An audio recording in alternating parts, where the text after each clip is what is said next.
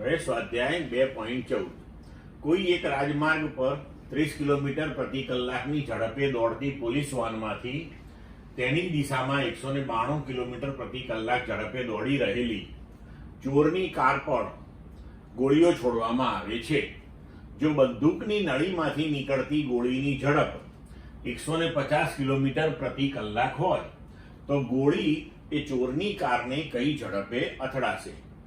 તો હવે જુઓ, પોલીસની કારનો વેગ એને વીપી કહીએ 30 કિલોમીટર પ્રતિ કલાક, એને મીટર પર સેકન્ડમાં ફેરવીએ તો 25/3 મીટર પર સેકન્ડ.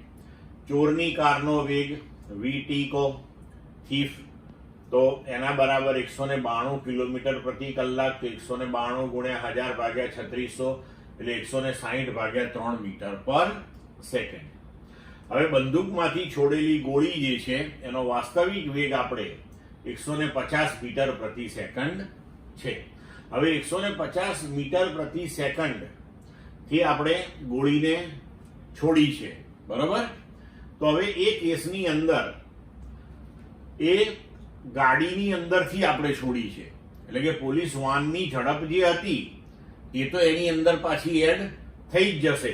એટલે હવે શું થશે કે ગોળીનો વેગ જે છે એ પોલીસની વાનનો વેગ વત્તા ગોળી જ્યારે વાનની અંદર આપણે બેઠેલા હતા ને છોડી એ વેગ, તો 25/3 વત્તા 150 એટલે 475/3 મીટર પર સેકન્ડ.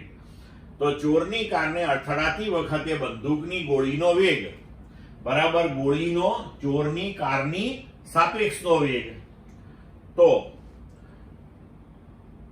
VBT એટલે કે ગોળીનો ચોરની કારની સાપેક્ષનો વેગ બરાબર ગોળીનો વેગ ઓછા ચોરની કારનો વેગ બરાબર 475/3 માઇનસ 160/3 બરાબર 315/3.